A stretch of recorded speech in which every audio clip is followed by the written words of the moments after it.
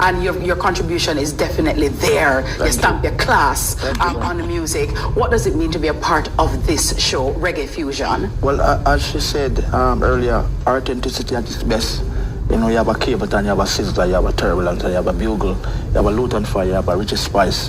What a combination of music. And, you know, it's always a pleasure, you know, because we go overseas and we see the journey. And then we come back in Jamaica and the journey is not really felt like that.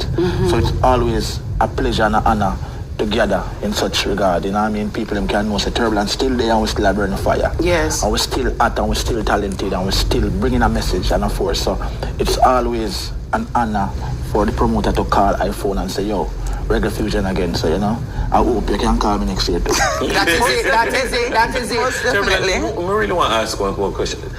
All right, do you know, like, for instance, the oldest song we have, like, where you sing regularly? You know, like, you can say that song that 10-year or 15-year-old song. What's the old, where you say is the oldest song? I had a song with Mr. Philip Fatis Borrell, Exterminator CEO. It's called Think of Peace. Why I know that song is because my mother was laying down in bed with me, and we hear that Ellis Kelly playing the song.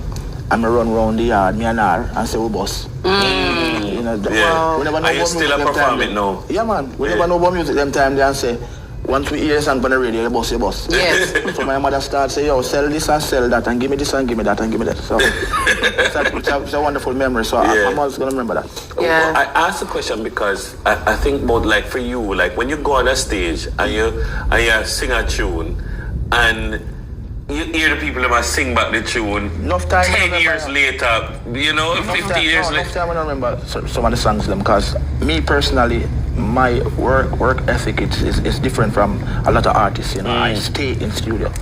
Yeah. My free time is music.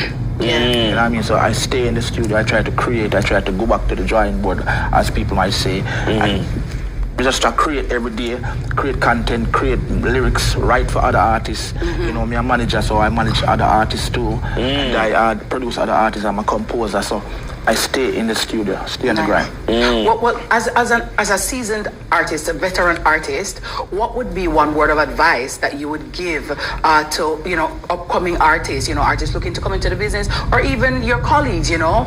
We're talking about the monetary thing this morning in terms of protecting copyright, protecting your intellectual property, you know, your royalties and stuff like that. Based on what you've been through your journey, what's the most valuable lesson you have learned that you could share? I have two messages for them. Love the music, love your craft. Yeah. If you don't love it not gonna love you back. Just trust me on that one. Second one, get a liar. Get a liar. And you know, prepare your pensions for the future. Your publishing, your mechanical rights, your writers' rights, everything. Just prepare them things, because you know, for the producer in my time, you should just take away that from you. Yeah. Yeah, man, don't sign a paper, yeah, because you don't know what to do, and you just sign paper, no. I think of your friend, I think of your brethren. So, yeah, man, you go boss, you know, man, sign this. Yeah. And within them mind, them say, you're going to mash it up. So you have to just get that right, get the paperwork right, because it's not only a musical journey, it's a business journey, so it's a music business. Yeah. Because when you reach out 60 and 70, and then you pass from flesh and nobody can bury you. Or no, you're not left no legacy for your youth. You feel away because you work tirelessly every day and not go on. So get a liar. How do you prepare for a show, Turbulence? Like, what do you do? Once I see people make skin catch a fire, man. Yeah. Some people have to go on the telephone, smoke at this and smoke at that, and drink at this and drink at that. But once I see people, my skin catch a fire. Once I see the stage, because sometimes somebody will show them, some promoters may not make it work. So if I say one person, and that one person could have stayed them yard, I go up there go sing for the one person. Nice. Like a full show. So I prepare myself by just being happy and alive, and every day above ground is a blessing for I and I. So no matter if I make nothing this and that, just work. Yes. Where can we get tickets to buy?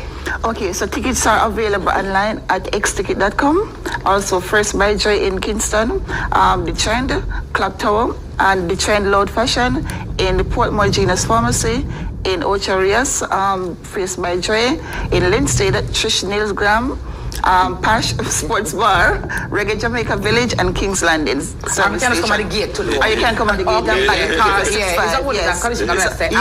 they're all over. Come on, listen, I'll come at the gate, girl. I'm paying my money, I'm coming. How much you coming in?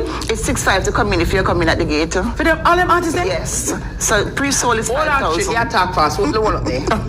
6'5". Yes, say Turbulence. Yes, say Richest Spice. Yes, say Scissor Color. Yes, say who again? Bugle. Yes, King Shango. Yes. 6'5"? Yes, 6'5". Sure.